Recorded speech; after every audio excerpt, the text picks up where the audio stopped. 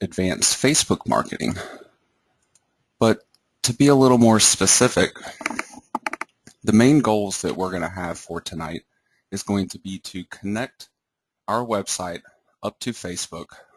We're going to be using a custom plugin, and actually I ended up deciding to go for 2 custom plugins for you guys. I'm actually going to be providing you with not only a plugin that automates your Facebook postings for you so you don't ever have to leave WordPress to go over to Facebook to make your post as you're updating your website. And then a second one is for Facebook commenting that will be done actually on your own website. So when people make comments there, it can be shared on their own Facebook pages so their friends and stuff would see their comments. And you can end up attracting even more traffic this way than you would just from using the standard WordPress commenting system. But before I dive into all that, I wanted to talk to you guys about privacy policies and terms and conditions pages first. I put together 2 samples for you guys that you can use. One of them is a privacy policy and the other one is a terms and conditions page. Now, these particular pages, you shouldn't be confusing them with your affiliate disclosure that you have. I usually put my affiliate disclosure on an About Us page of the site, but then additional pages of the site, the privacy policy and the terms and conditions pages, these cover you legally from other different standpoints. The privacy policy is basically to let your site visitors know what's going on their website concerning their personal information. So this could be things like when people go onto your site and post a blog comment, or maybe they're just visiting your site. Perhaps they're being tracked in some way by Google Analytics or Amazon or whatever the case may be. Now, for most people, as long as you're following along with my strategies and site building methods, then you can probably use these files as they are in terms of whether you would need to remove or add substantial information here. I'll go ahead and pull up this privacy policy for you guys.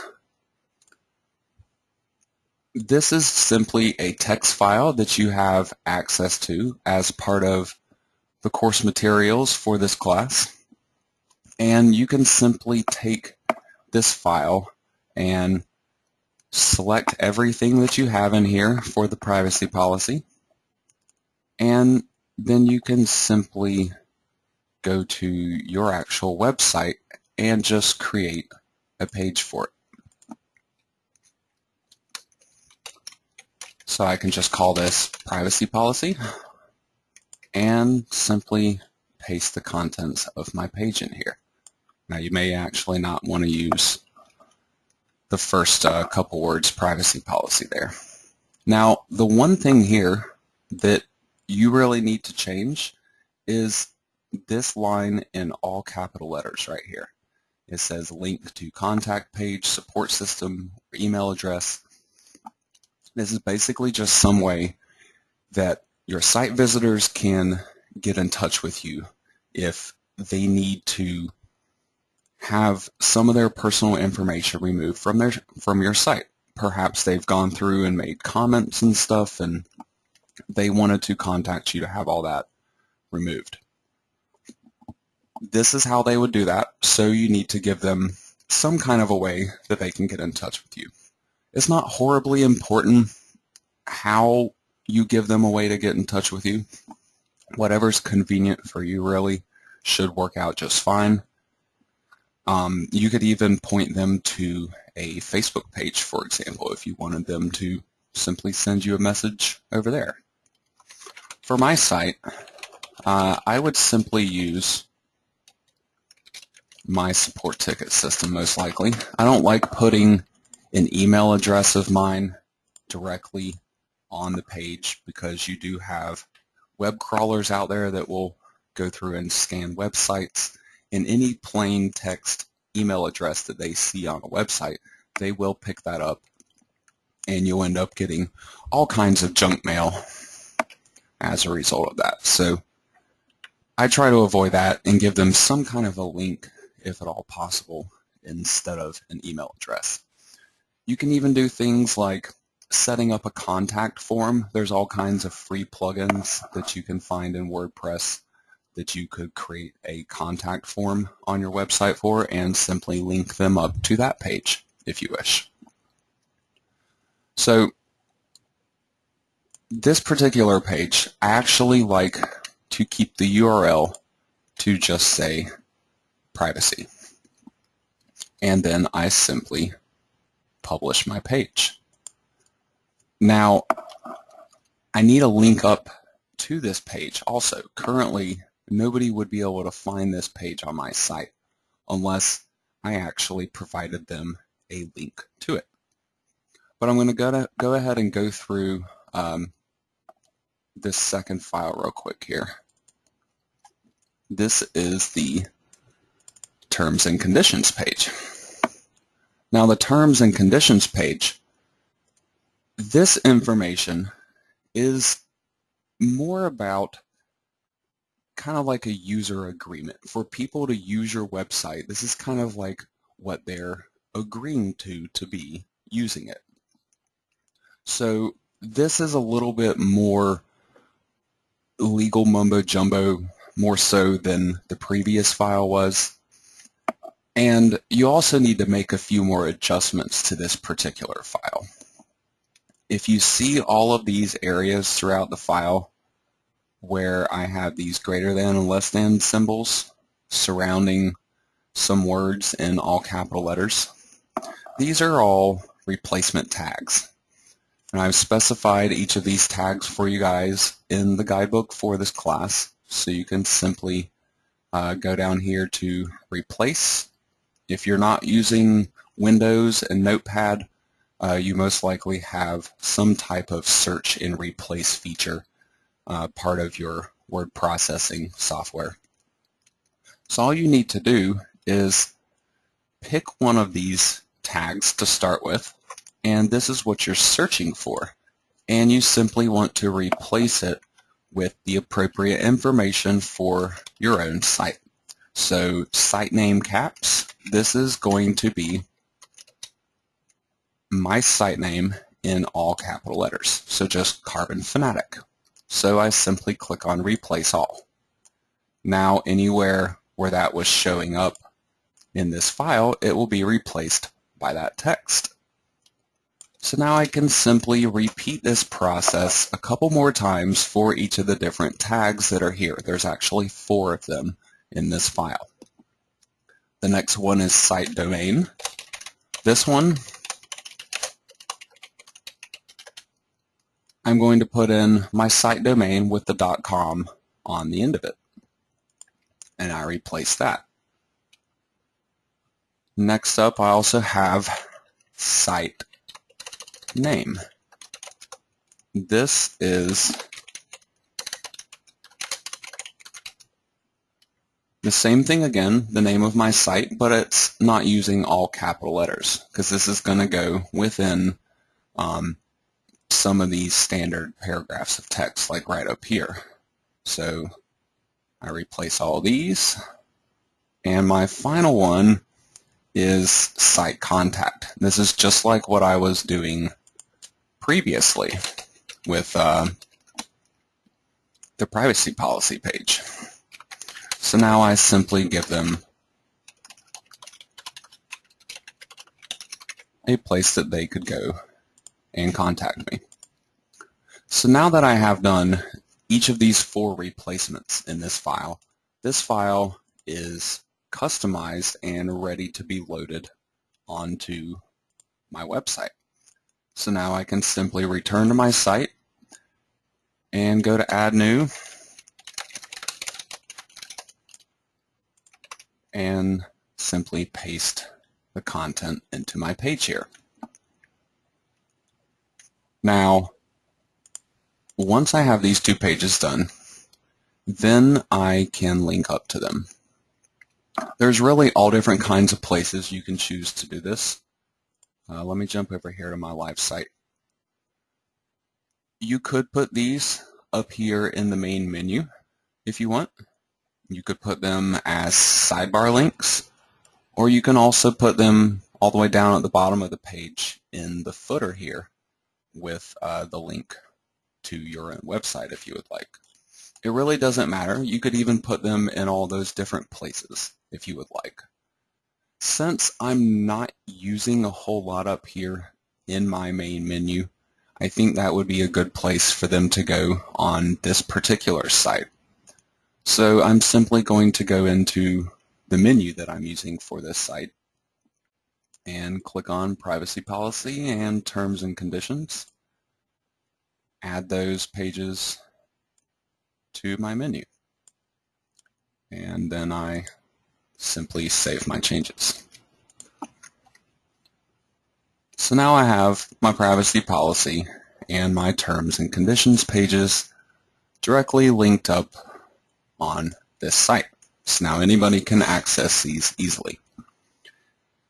The more you're getting into social media and having more interaction with your website visitors, the more important these two pages become.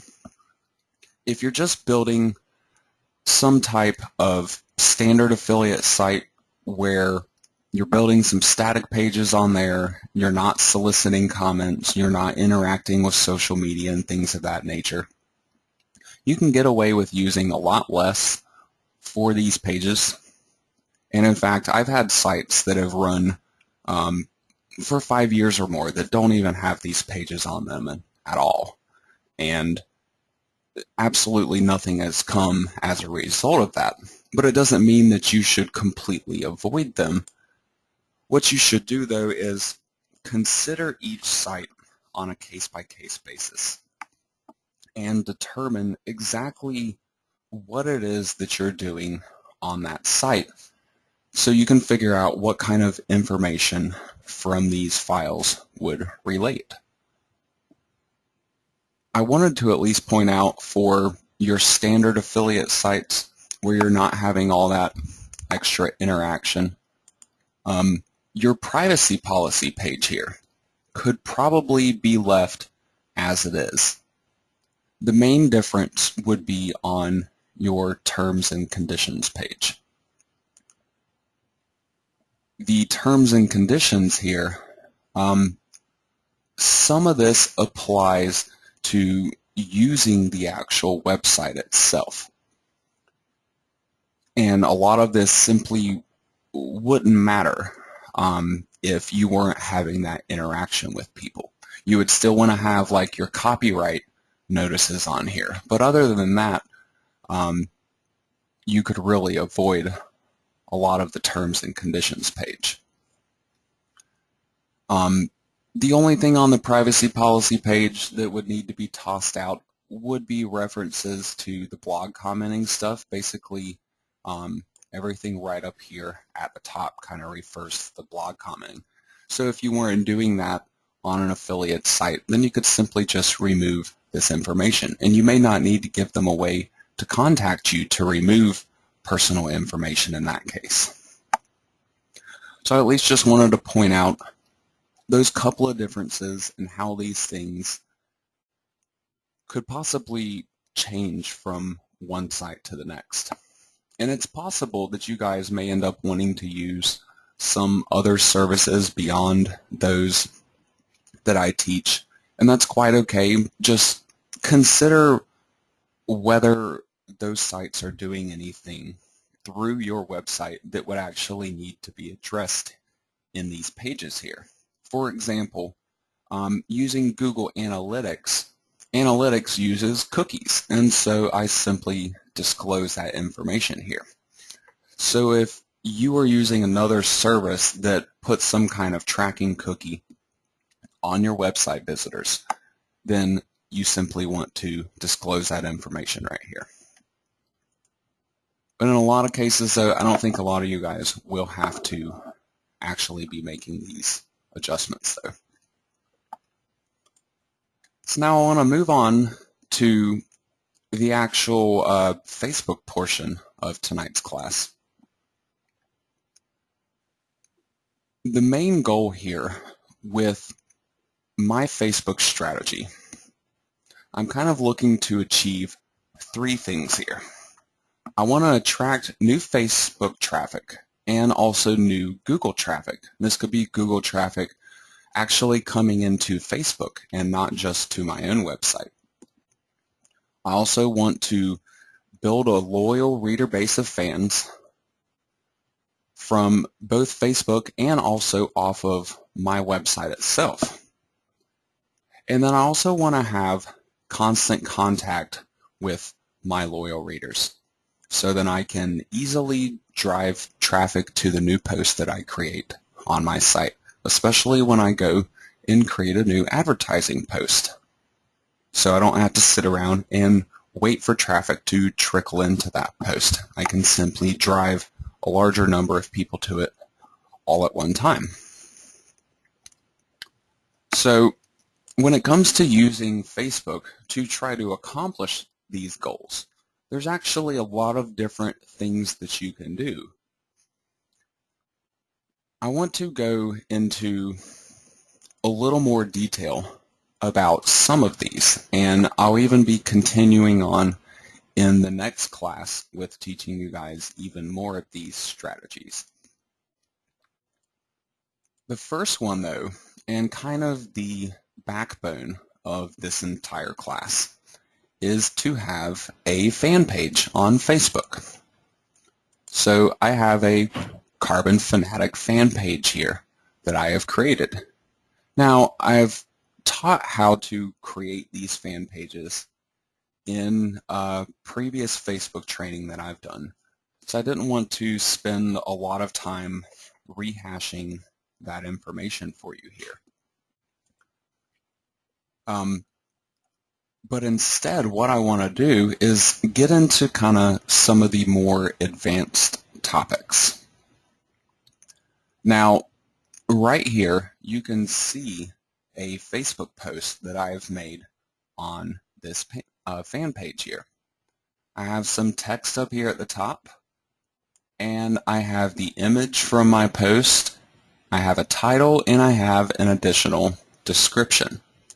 And this entire box right here, no matter where you click in here, even if it's in the blank space, it all links up to this appropriate page on my website. So people can easily navigate from Facebook to my website. So I'll be going into a little more detail on this later in tonight's class, but I at least wanted to point out to you where this information is coming from. First of all, in the beginning of this post right here, I thought it might be useful for many of you. This is coming from the beginning of my content right here that I have written in my post. So it's going to pull, it's actually 340 characters worth of content from your post and put it here in the beginning as your post on Facebook. Now, I could have simply made it so all of the content is automatically put here so people don't ever have to leave Facebook. But that actually kind of defeats the purpose of what I'm going for here. I want to drive people from Facebook to my own website. So I want to leave something missing here, that they have to go to my site if they want to get it. And one of the easiest ways to do that is simply to cut off your content and make them go and view the actual page to be able to read everything. Now, down here I have a title tag, and a description in this social networks listing tab. This title and this description is what is used down here in this bottom box right here. So this gives you a way to have complete control over your Facebook post, but you actually never have to leave your website to do this. And it's my custom Facebook posting plugin that I'm providing as part of this class that is actually going to accomplish this for you guys.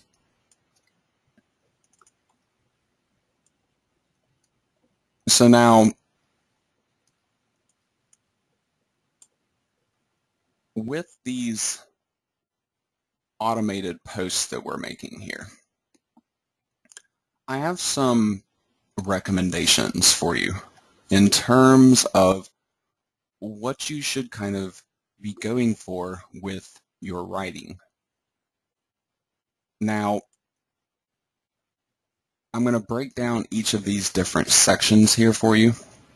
I'll go over here into the post just so you can see it from this perspective, so you can be thinking about all this while you're going through and writing this content for your own posts on your own websites.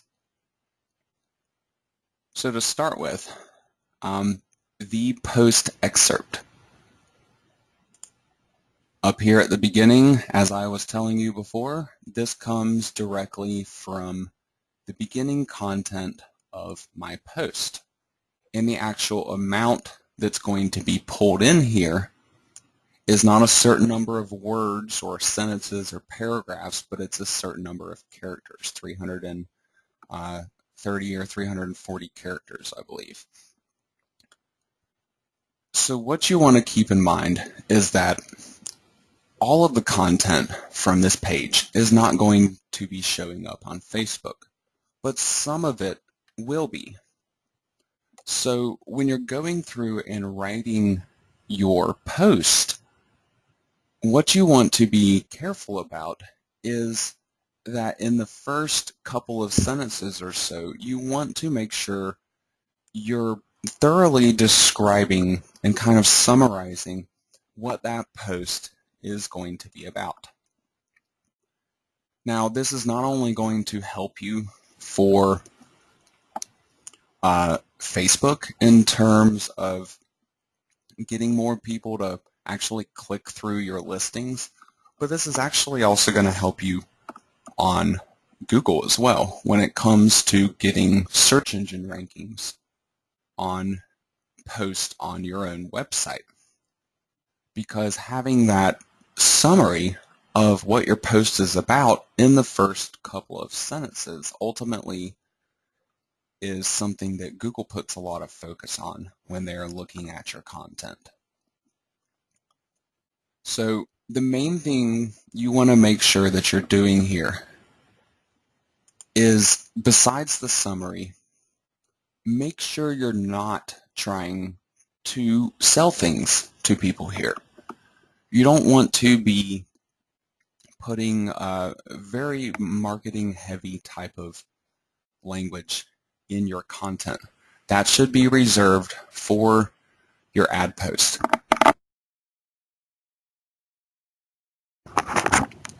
Now, the image that is included with this post.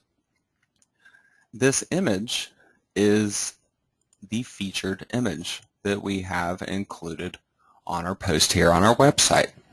And specifically, it's actually pulling the image from this line right here in the Social Networks listing tab.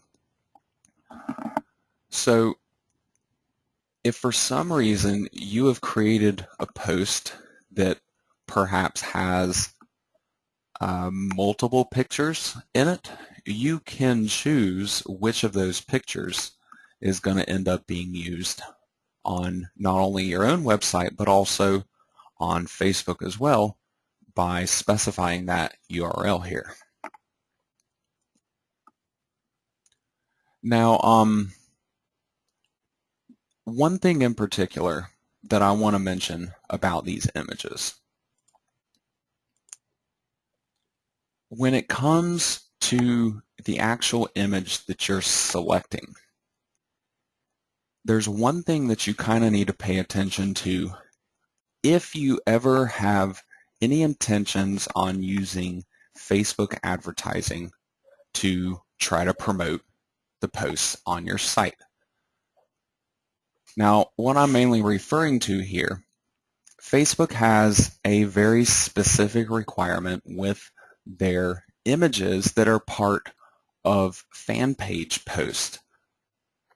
And this only applies, again, if you're going to be advertising. If you're not going to be advertising, you seriously don't have to worry about this whatsoever. The thing here is text. You actually cannot have too much text on an image, or else Facebook won't let you advertise that post in people's news feeds. Now, as you can see from this particular image right here, for example, there is a lot of text here. I would not be able to use this particular post in an advertisement because of the amount of text. You actually need to have less than 25% text for the total size of your image. Less than 25% of that can include text to be able to be eligible to be used for an advertisement on Facebook. Now, one other thing I want to mention about that is Facebook is not perfect when it comes to that rule. I am under the suspicion that they use some type of automated algorithm to find the images that contain more than 25% text, and then they automatically suspend those advertisements. However, in the past, I have had some situations where I specifically designed my own graphic that included some text in it that I had intended on using in a fan page post. However, even though I specifically designed it to keep my text under 25% of the total size, I actually did right around 18 or 19%. Facebook still tossed that image out and tried to say that it contained too much text. The reason why I wanted to mention this to you is that Facebook is not always right.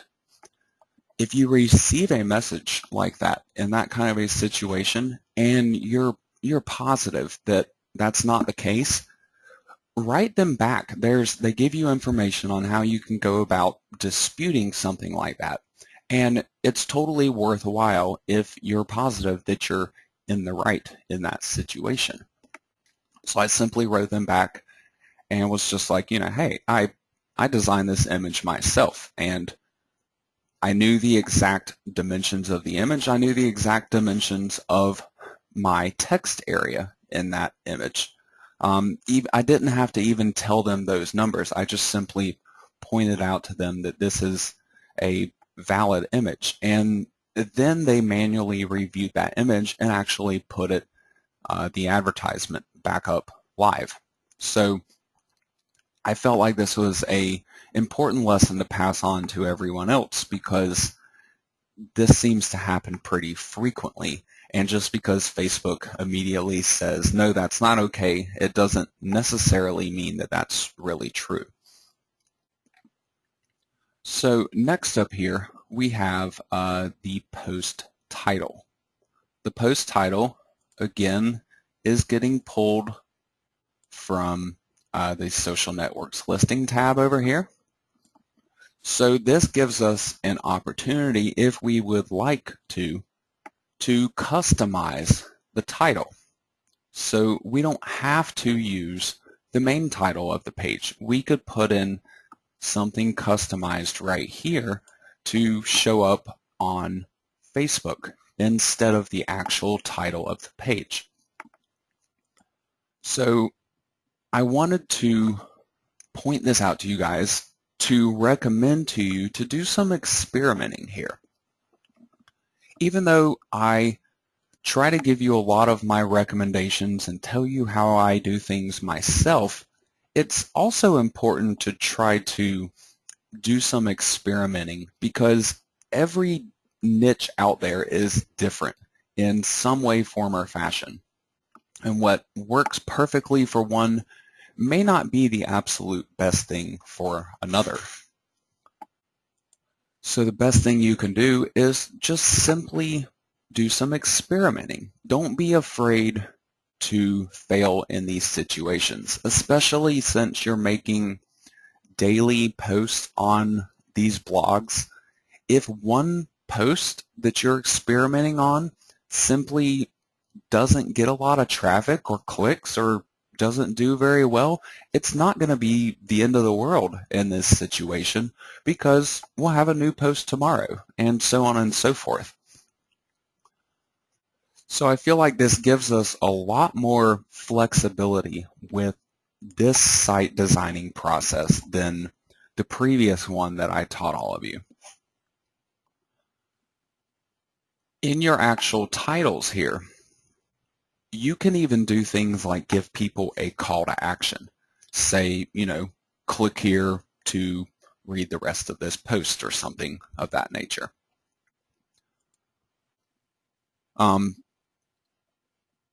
Your limit here is really your own creativity. So think about why people would actually want to click on it and try to convince them in a couple of sentences right here to do that. Because sometimes people will jump on here, and if they're just scrolling through a fan page or something, the two things that jump out to you as you're scrolling through are the images and the titles.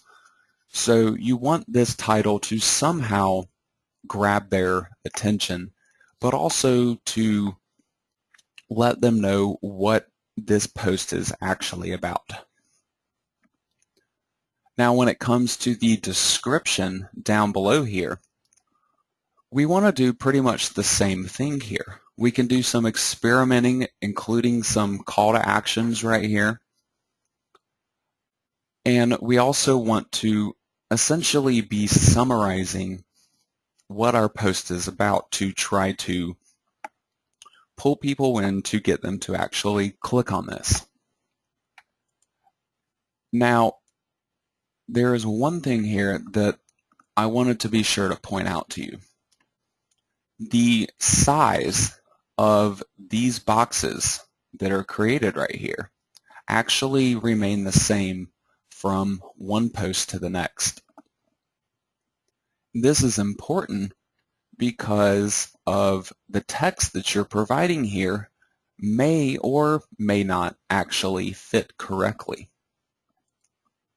If you look at this post down here, I use a fairly short title, and then the description is also pretty short, and I actually have some blank space available down below it. Facebook will not automatically retract this blank space, and if I were to add even more text here, it wouldn't expand to account for all of my content either. So you kind of have to just get a bit of a sense for how much content you can actually shove into one of these boxes and for it to all still be readable. Now up here on this post, I actually have a longer title, so it stretches down onto a second row here. And then the content that I'm using is actually 3 lines long. But as you can see, if I kept going here, my content would end up getting cut off, like what is happening right up here. As you can see, this line is actually sliced directly in half. So this same thing can happen to your titles and descriptions on your post here. So I at least wanted to make sure you were aware of this, so you don't try to cram too much information into there so it becomes unreadable. Now, beyond creating a fan page to use, you can also use Facebook groups in essentially the same type of way. A group and a fan page basically differ in that typically a group is more conversation driven, and it might not even be you that's driving those conversations all the time, especially as your group progresses and you build up more members for it. Whereas the fan page, you're basically the one in control and driving the conversation that will be going on in there. Groups are nice because, in my experiences at least, using them for these purposes, I feel like people are more active with a group than they are with a fan page. You can actually get automatic updates from groups that you're a member of when people make a new post on there, and people just kind of have more of a tendency to not only chat with one another, but perhaps also to share things in there. And when you can get them used to being a part of a group and interacting with that group on a regular basis, then when you have an advertisement to share with them eventually, it's something that they will actually take notice of and go and check out. And that's another way that you can easily drive a lot of traffic to a brand new advertising post on your site. Now, I've also taught how to create groups in the past before, so I'm not going to be going through that specific process here. It's not horribly complicated either. You're basically just providing general information to start up your group. But what I did want to mention to you about groups is that, number one, they kind of take a lot of maintenance, and you're not going to be automatically posting to these groups either. So you have to consider whether you actually have the time and effort to devote to running a group for your niche or not, because that's going to be something that will be more manual labor type of work, at least in the beginning while things are getting started.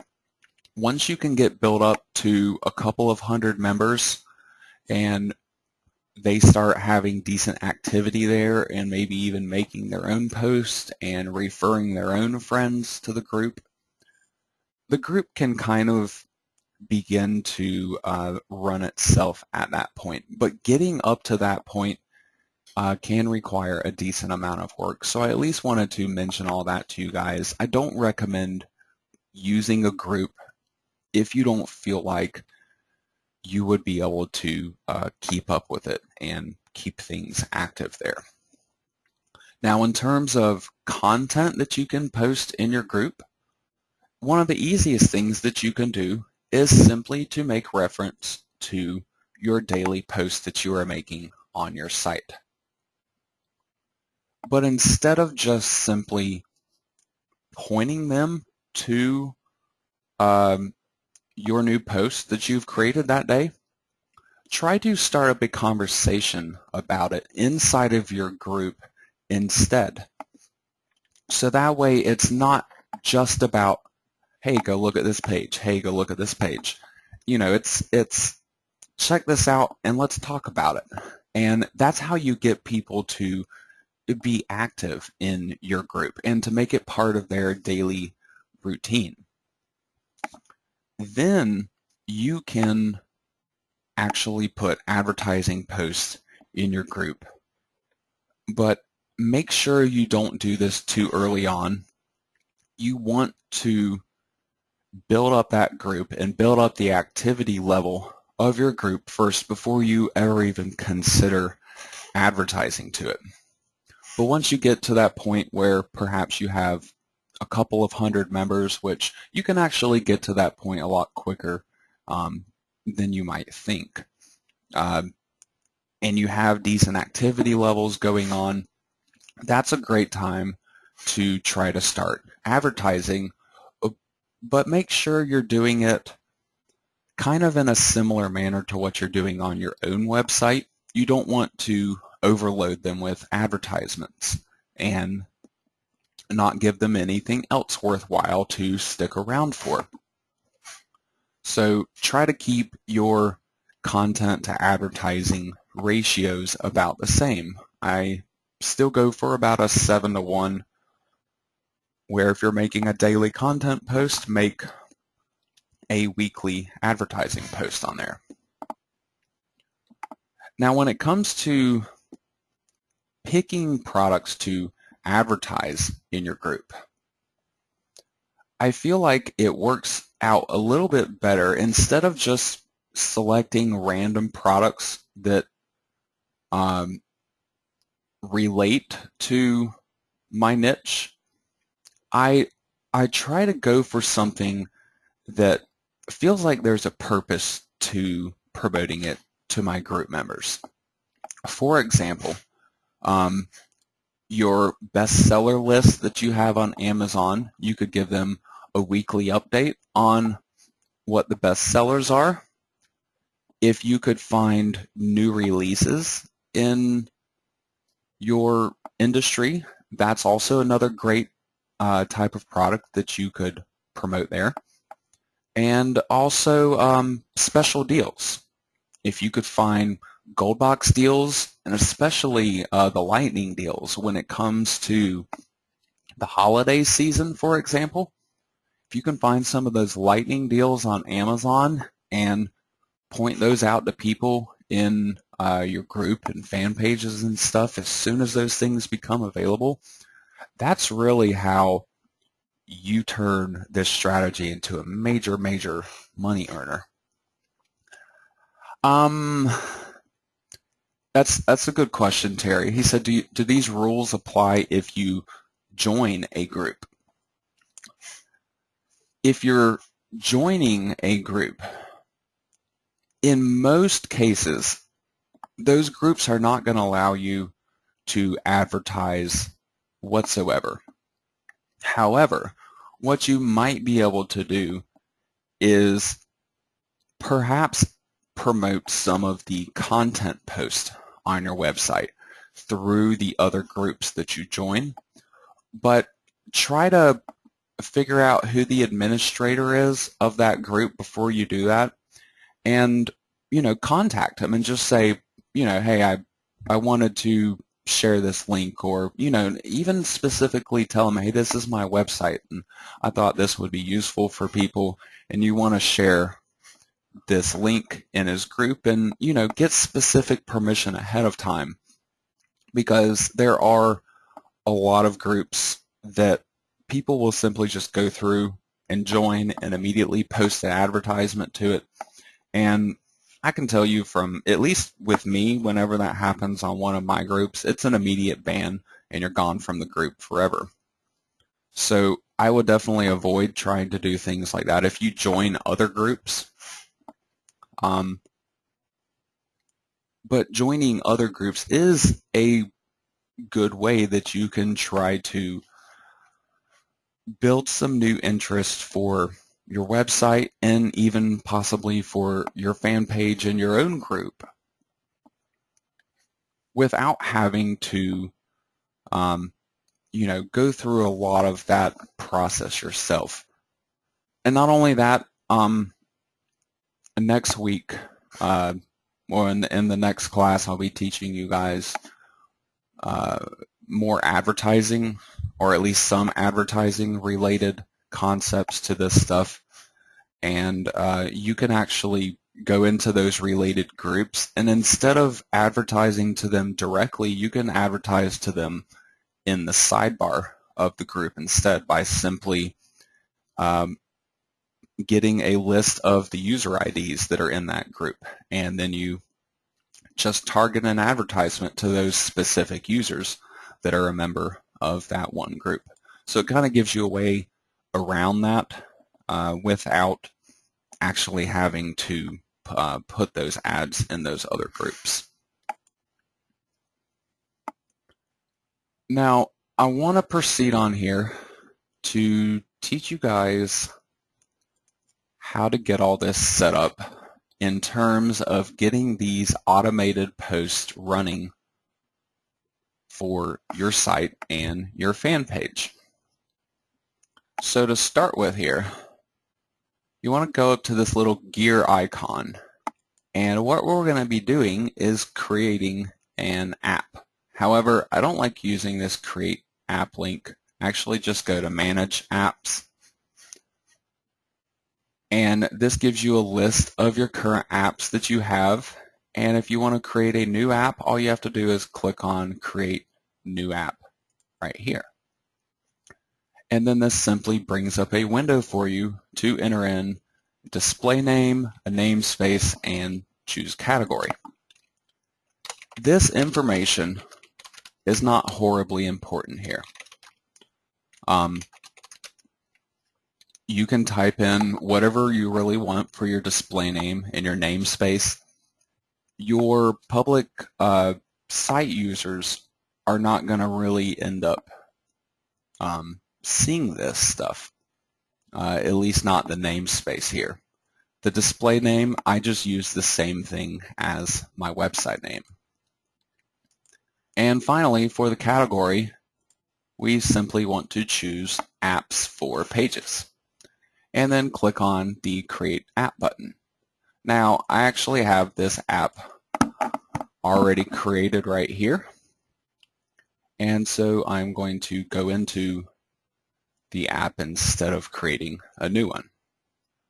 However, on that previous window that I was just on, if I had clicked on the create app button, I would have landed on this page right here after I was done.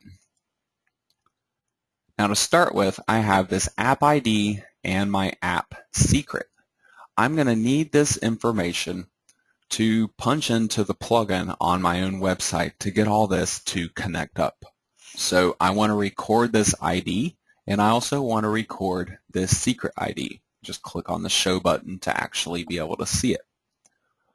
Paste all that into like a notepad file just to keep it handy for in just a little while once we get to that step in the process. So the next thing we need to do is jump over here to this settings page. Now on this settings page, there are two main things that we need to worry about doing here. The first one is adding this website platform on here, and that is done through this add platform link right here. You just click on website. As you can see, it's grayed out because I've already added one onto my site. So as soon as you click on website right here, it's going to add this website box to this page. And all you have to do is punch in your website address into both of these boxes. Make sure you include the http:// and then put your full domain name. So for me, it's carbonfanatic.com. Now, once you've provided this website information, you can provide the app domain and also a contact email. So simply go up here to app domains and just type in your domain name, but you don't need any of the HTTP stuff. Just type in carbonfanatic.com or whatever your domain name is. And then over here in the contact email, just provide an email address where you can actually be reached. Now again, this email is not actually something that people are going to get access to. If this were an app that I was creating on Facebook that people would actually interact with in terms of if it was like a game that you have on Facebook where people actually go in and use the app themselves, then that is mainly what this contact email right here is for. But they still require it regardless of whether it's something that will end up getting used or not. So once your website information is entered and your app domain and your contact email are all entered, you can go down and save the changes. The last thing that you need to do is go to the status and review page right here. You simply need to toggle this little bar right here from no to yes. It'll say no right here, and you click it and it switches to yes. So you want it to look like just how you see it here. This simply makes the app live instead of basically being in a testing mode. So now, once you have your app created and activated, then we can actually go back to our website. And this is where you will be installing the custom Facebook plugin that I provide as part of this class. This would be the Facebook page publishing plugin. I already have this installed on my site right here. You can see Facebook page publish for AZON Masterclass 2. To get to the settings page for it, just go to settings and Facebook page publish. Now on this page right here, I already have my information filled out, but a lot of this will start off blank. In particular, this box and this one and this whole section right here will actually be blank to start with. So what you want to do here is put in your app ID and your app secret into these two boxes. This is the information that you recorded from this dashboard page right here. So we simply take that same information and punch it into these two boxes. And also make sure you click on this checkbox, since most of you will not have an SSL certificate. It's quite all right if you don't. It's not necessary for the intended purposes that we're going to be doing with this particular strategy. So now, once you have this filled out, just this top section up here, go ahead and save your changes. And this is going to turn right here where you see on my page it says access granted. This is actually going to be a button instead that will say grant access rights. So all you need to do is click on this button right here after you save your information in.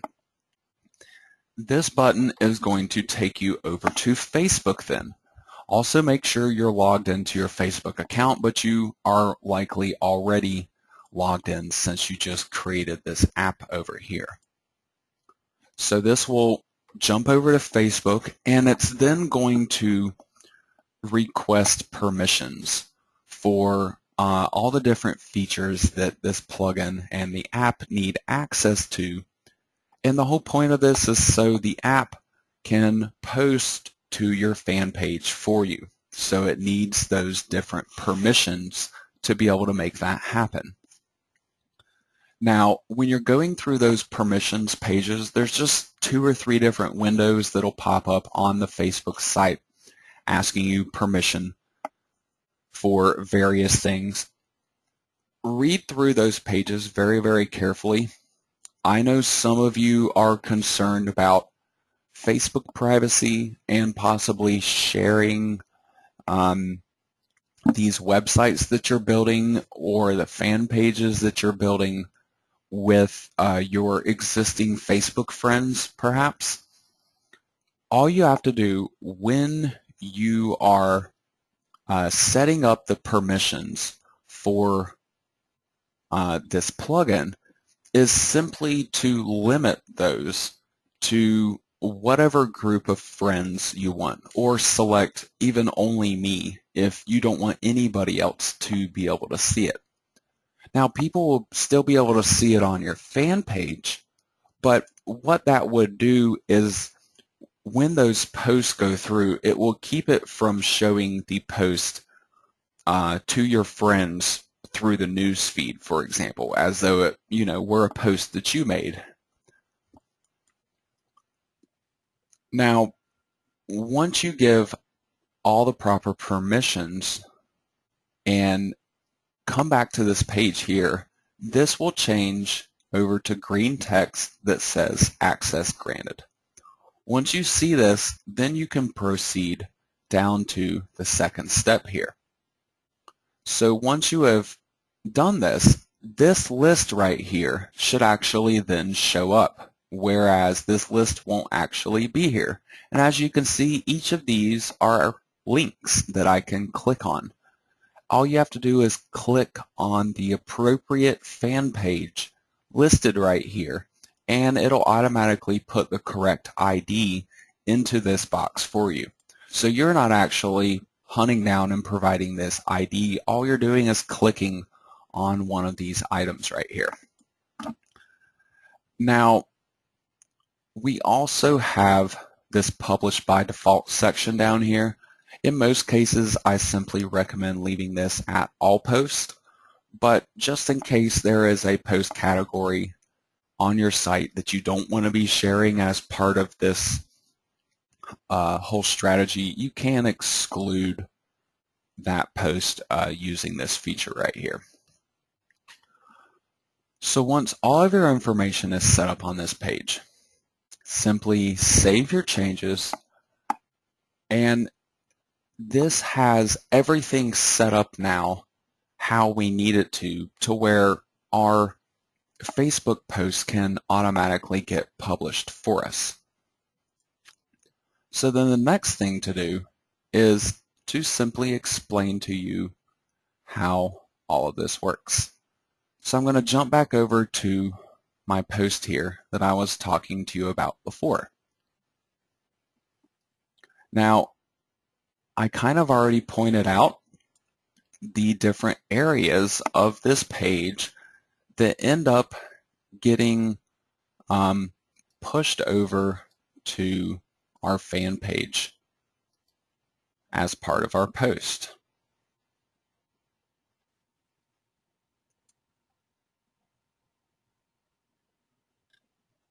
So all of our relevant information in our post here all comes from the social networks listing tab here, and also from the beginning section of our content. Now, the fan page itself,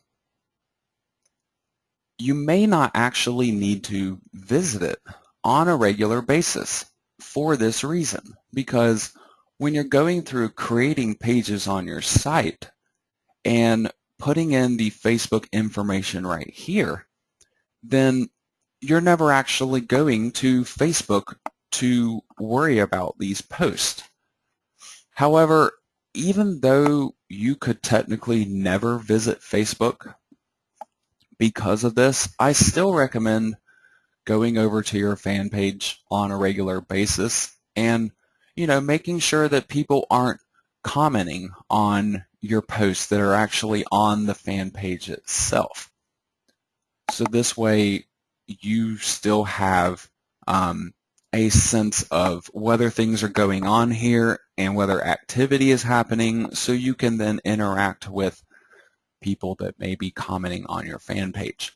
But with that exception and doing other things like advertising or running a Facebook group, you really don't have to jump over to Facebook, at least not on a daily basis necessarily. So when it comes to publishing these posts automatically onto Facebook, this is all taken care of by the plugin that I'm providing you guys. So all of this information gets transmitted whenever we publish our page. However, I want to point out a couple different situations here. On a brand new post that I'm creating, as you can see, there is this checkbox right here that says publish to Facebook, and it's automatically checked for me. So if I were to go through and create this post on my page and provide all the information in the social tabs and then click on publish here, then it will not only publish the post to my actual website, but it will also publish this same post to Facebook for me at the same time. Now, I really recommended, as part of this whole strategy, since we're going to be doing daily post updates, for you to not visit your site every day to make these posts, but actually to go through maybe once or twice a week and set up a number of days worth of posts all at the same time. And so for this reason, it was very, very important for me that this publishing feature would also work in that same type of situation. So if you were going through and creating a post that wasn't going to be published until tomorrow, then you schedule your post and your publish button switches into a schedule button. The publish to Facebook part remains the same and still stays there though. However, when you click on this schedule button, you're not automatically publishing this post to Facebook. What you're doing is scheduling that post just like you're scheduling it on your live website as well. So whenever this post goes live on your website, then it will automatically publish that same post to Facebook for you at that same time. So you can still go through and load up your post many days or even weeks ahead of time if you would like to on these sites and still have it update your Facebook fan page for you on a daily basis without you actually having to be there to click the button. So the next up here, when you already have a post that is published to Facebook, so this particular post is already on Facebook now. When I edit my page, you can see a link right here that says post again to Facebook. So if I simply update my page without clicking on this checkbox, it won't do anything to Facebook. All I'll be doing is updating this post on my site itself. However, if I click on the checkbox and then update the page, what it's actually going to do is go to Facebook and find the post that was originally made here, and it's actually going to delete it.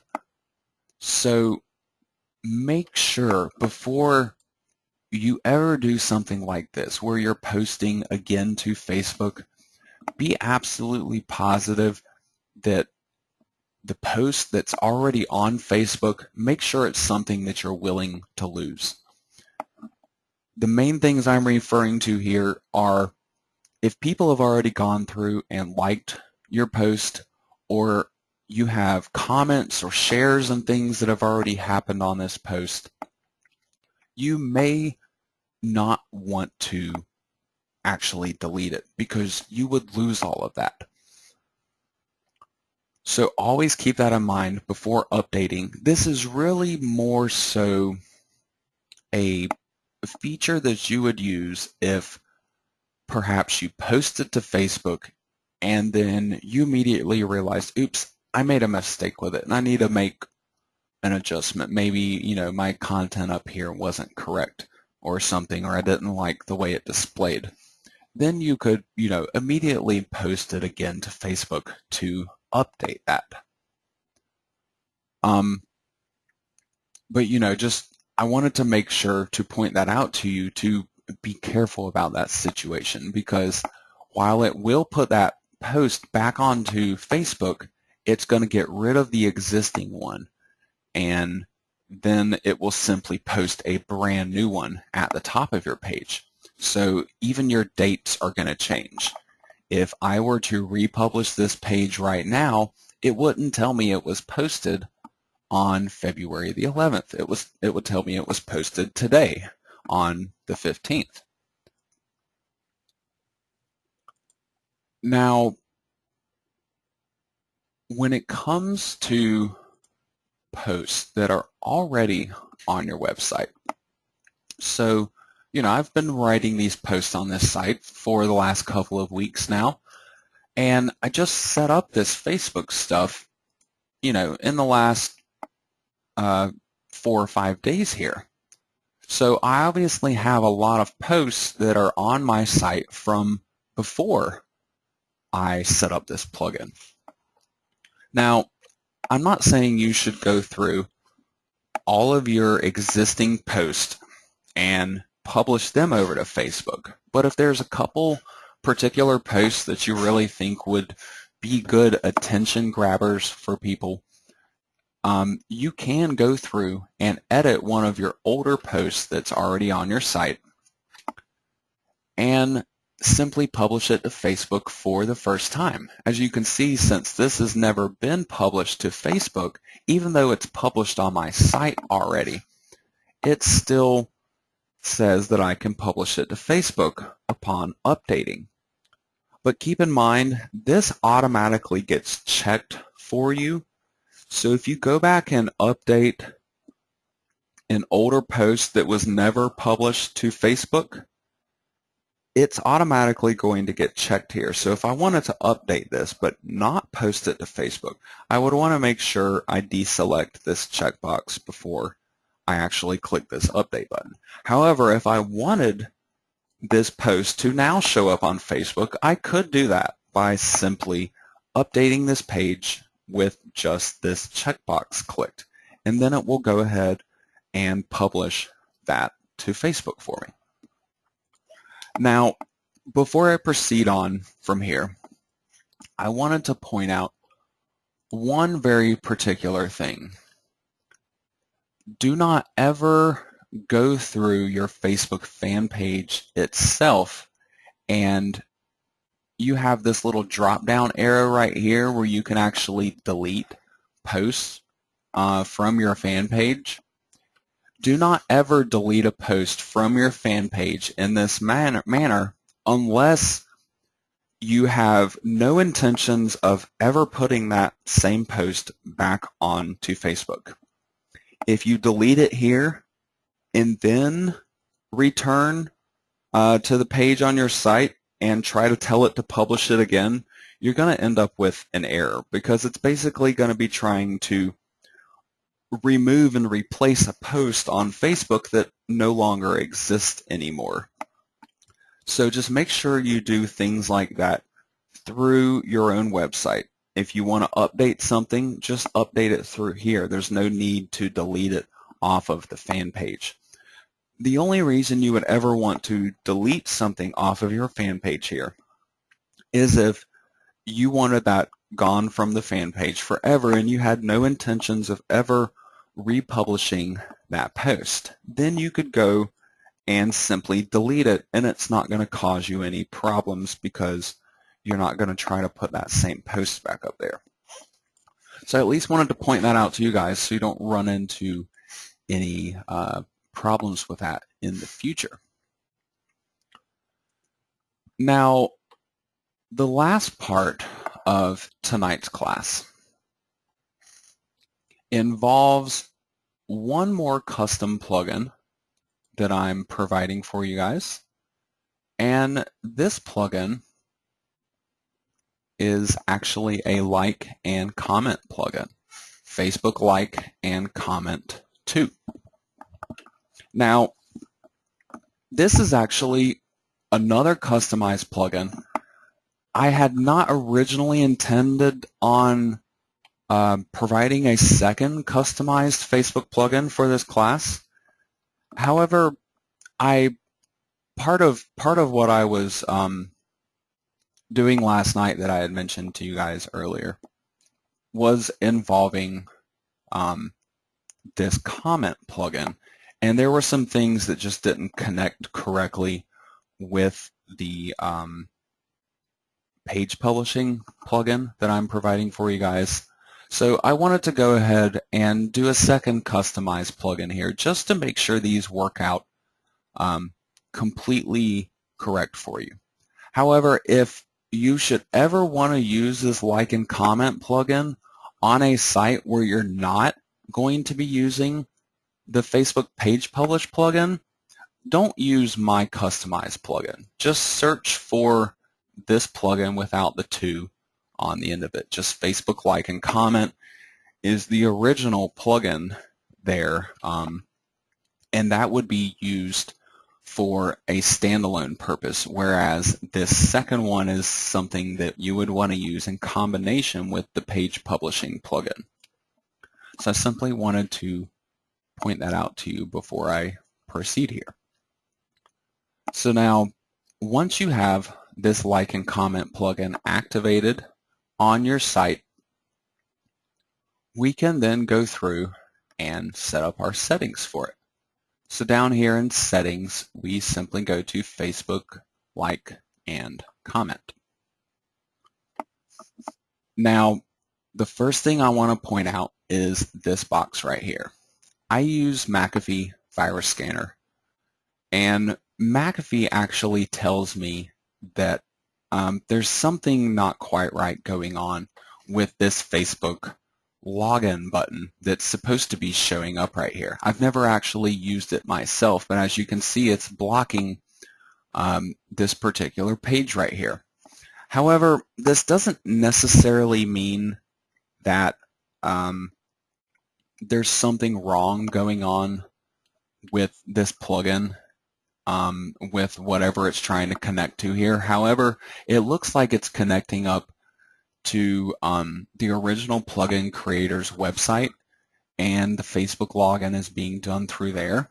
There could be nothing wrong with that whatsoever, but I believe McAfee labels it as suspicious and therefore blocks it because it's basically cloaking a URL. It's obviously something being done through Facebook, but it's being done through this other website kind of as a middleman. And while it's no guarantee that something suspicious is going on there, it simply leaves the possibility for that. So for that reason, I don't even use this section just to be on the safe side. You actually don't even need this login button to find out your Facebook ID. You see right up here, this is my Facebook account ID. And I can show you how to find this without actually needing to use that potentially suspicious feature on that page. So now, I'm on my Facebook page. Click on, you don't want the home link, you want the one that actually has your name. So it has your username at the end of the URL here. And now all you're going to do is click on the www right here and just replace it with the word graph. Once you do this, then you're shown information for that account, and part of this information is the user ID. So this is the number that you are looking for here to provide into that plugin. And this is actually the tactic that I teach, one of the tactics at least, for creating your own custom list of Facebook users that you can target with advertising. You can go through anybody's Facebook account, just like I just did here, and find out their user ID. And then these user IDs can be simply listed in a notepad file and loaded into Facebook advertising, and you can target those specific people with an advertisement. So, imagine picking out a Facebook group that has members exactly relating to what your niche is, and creating advertisements that specifically promote just to those group members. This is one way that you can do it. However, I'm really just doing this right now to get this ID number. So then I take this ID number and I punch it in to this text box right here. Now next up, we have the Facebook application ID. This can actually be the same ID that we used for the Page Publish plugin. So up here at the top where we have our application ID, that's going to be the same thing as right here. Now, once this is done, the main section here that I need to worry about is this comment option down at the bottom. The whole purpose of using this plugin on our site is to replace the standard WordPress commenting system with a Facebook commenting system. Let's see, here's the page. Here's the privacy policy page I set up earlier this evening. And as you can see down here at the bottom, this is the standard WordPress commenting system that is down below all of my posts here. Well, this plugin replaces that with Facebook commenting. So to actually make this work, first of all, you need to check on this checkbox down here at the bottom. Without this, the comments will simply not be enabled by this plugin. Next up, you need to provide a width of the comment plugin. Now, let me jump back over to my site here for a second. As you can see, on my post pages, for the most part, I typically use a sidebar. So my actual post content area only stretches from here over to here. So I actually would want my comment box to do the same thing, to only take up this much space. Well, without providing a number right here, you're actually going to end up with a really small comment box. So I make it larger by changing the number, and I find 650 to be a good number that will actually work here, at least if you're using the Weaver 2 theme along with sidebars. Now finally, we have a number of comments that are going to be visible. I like to set this to a high number just so people don't have to necessarily load more comments on the page. If there is a big discussion going on the page, it will be blatantly obvious to people that visit the page because of all of them being shown instead of just a couple being shown and the rest being hidden. Now, once you have your IDs up above and your settings down below, just save your changes and this will automatically go live on your website. So if I go here and refresh my page, you can see down at the bottom of it that all of this has now changed. First of all, I have these like boxes right here. I have a like and a share that was not there before. Now, this is part of that same plugin, but I also wanted to point out I already have share this being used on here, but it gives access to a lot of other different social networks besides just Facebook. So I kind of like leaving both of these on there. However, if you only wanted to use these like and share buttons, you could still wipe out the share this. This is something I enabled through the SEO Ultimate plugin. So the like and share box up here This only applies to Facebook, while the share this button would then apply to a number of other different potential networks as well. So when I click on the like button here, this information, if somebody wanted to go on and post this to their page, this information gets picked up from my actual post information. This might actually be better done from a different page of my site here.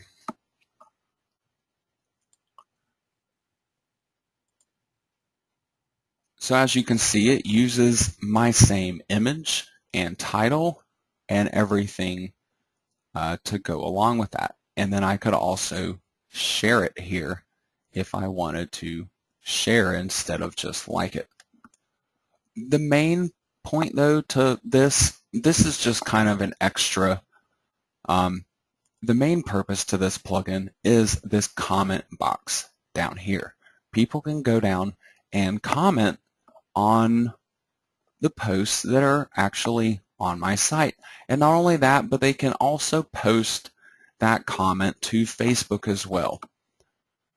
So this will help to attract more people to my site. So hopefully some of the friends on Facebook of the people commenting on my site would also be interested in this same type of thing. And maybe I can pick up some new loyal readers through them just because of comments being left. Now, let me jump back to this page because it has these links on here for me. As you can see, I have a couple different links available. I have a settings link and I also have a moderator view link. The moderator view allows me to moderate comments that are pending to be posted on this page, or it even allows me to go through and remove comments that are already there. Or perhaps there's one particular comment I really, really like. Maybe I want to boost it to the top. I can do that through the moderator view as well. So anytime you have comments on here, they'll just be listed down below, and just simply use the text links to actually do things with them. But the main purpose that I want to show you here is the settings page. The settings page gives you complete control over everything that's going on with these comments on your site. So you can do things like add more moderators to them. If you had, let's say you had a virtual assistant or something who was going to be helping you maintain a site, and maybe one of their duties was to approve comments that come in. So you can make not only yourself, you make yourself the developer, but then you can add in somebody else to allow them to moderate the comments for you. But the main setting that I think a lot of you will likely end up wanting to use is this one here, the moderation mode. You can either choose to make every post public by default, or let me approve each comment before it appears on my site. Now, having to approve your comments manually can be time-consuming. It's not something that you necessarily have to do, but try to kind of let it go on making every post public by default to start with, at least, and wait and see what kind of comments you receive on your site. If you start receiving advertising type of comments, you can simply go through and remove those after they're already on your site. And then if you find that that becomes something that's happening a lot, then I would recommend switching them over to approval only. But in a lot of cases, since this is connected up to Facebook, I don't think you're going to be getting the spam that you typically see on a lot of WordPress sites. using the commenting system. At least in my experiences using this Facebook commenting system, I haven't experienced any of the spamming problems that I've experienced using the WordPress commenting system. Since, people have to connect that comment that they make up to one of their Facebook accounts. I think this is a bit of a discouragement. I think a lot of people want to be posting those ads anonymously and not necessarily identifying this themselves. So I feel like this helps to overcome that issue. Now, beyond that, you have more options here that can sometimes be helpful. Blacklisted words. You can use the standard Facebook restrictions, so this will get rid of things like, common curse words and even other potentially offensive words that could be used. Or you could even create your own custom list if you would like to. Now, you also have the option of using other login providers. This would be besides Facebook. People could I forget which different networks they actually allowed to be used with this, but there's some networks that are used not just on one site, but they're used kind of internet-wide, where people will have one login information that they can use on different websites. This provides access to that, but personally, I don't use it. My intention here is to keep everybody on Facebook with this whole strategy, at least with my automated post and my comments that are happening on the site. So next up we have the sort comments. This allows us to change how the comments are sorted on the page of our site. So we could go chronological or reverse chronological if we wanted them to be sorted by their dates. Or we could simply leave this at social. And this social setting kind of just groups things according to conversations and importance and kind of popularity. So some of your more popular comments may end up showing up towards the top, and some of your least popular may end up towards the bottom if you use the social setting. It really doesn't matter which of these you use. I typically leave mine on social a lot of times, unless I'm in a very specific situation where I want the comments to be chronological. Now this last section down here, grammar filter and comments composer. These are two settings I typically always use on my sites.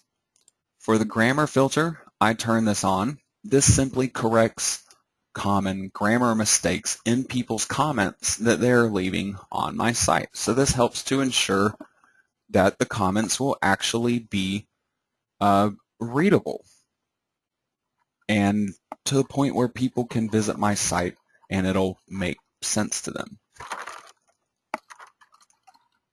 Now we also have the comments composer. I like switching this to always show instead of having it be collapsed when there's more than 5 comments. Again, I want everything to be spaced out there with my comments. If there's a lot of them, I want people to immediately see that and recognize that there's a big conversation going on here, because they'll be more inclined to jump in on that. So now, once all this is taken care of how you want it to be, all you have to do is go down below and click on the Save button, and it will save those settings in for your commenting system on your site now.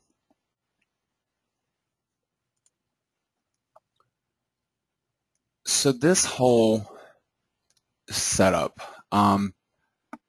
there's really more that can be done, but I will be diving into more of this with the next class for you guys, where we're actually going to go into some even more advanced topics with Facebook, like creating page tabs to where we can actually have a link right here that goes to a page on Facebook, and that page is a custom page that we have created. So we can use that for all different kinds of purposes. Advertising, referring affiliate sales, getting people to our website, building new newsletter subscribers. The possibilities are really endless there. And then I'm also going to be showing you guys in the next class how we can connect up this site to Facebook even better. I don't know if you've viewed my live website yet or not, but I have this big blank spot up here in the top right. I fully intend on using this space, and I'm actually going to begin doing so in the next class. And some of that will involve connecting it up to Facebook. I actually want to have like a like button up here so people can come and click on it and automatically like my entire site on Facebook, so it will help to build the likes here on my fan page. And this is yet another way that we kind of integrate these two systems into each other so that we can have a constant exchange of customers going through here. So we can build all these people up and get this recurring contact that is really quite vital to this whole strategy.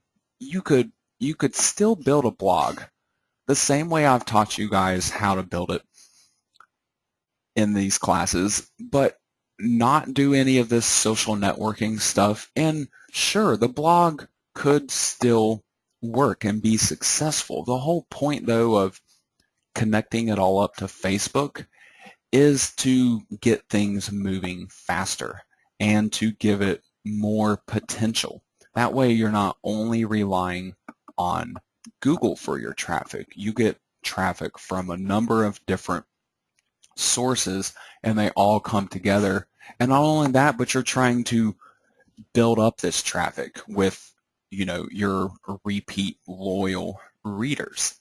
So that way, if you're getting in 50 new people a day that are visiting your site, instead of just being stuck at that 50 people a day, every day from here till eternity, unless you make some improvements to your site and get some better search rankings or something like that, with this type of site, you can take that 50 people a day, for example, and as long as some of them are staying on as loyal readers and following you along on Facebook or joining your group, joining anything related to this where you can have that constant contact with them,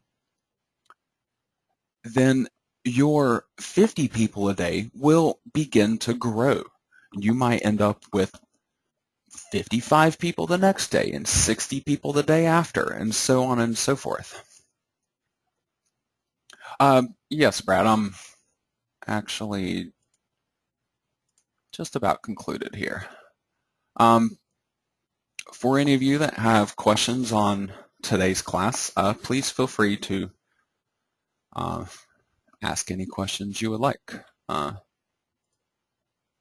Be more than happy to answer them for you. And just to let all of you guys know, the fourth class in this series will not be changing. I'm not going to be adjusting the dates or anything like that because of the delay with this particular class. So everything will remain as scheduled with class number 4, and tonight's class will actually be done again later this evening at 7 p.m. Just in about 4 hours from now. So some of you may want to show up for a second running. That's quite all right if you would like to. And if not, then I will be seeing a lot of you guys either next week for the Skype Mastermind on the 20th. And if you're not part of that mastermind group, then I will be seeing you the week following for class number 4.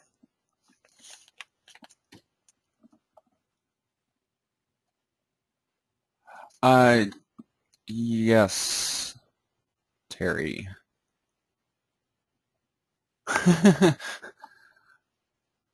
Okay, Lee.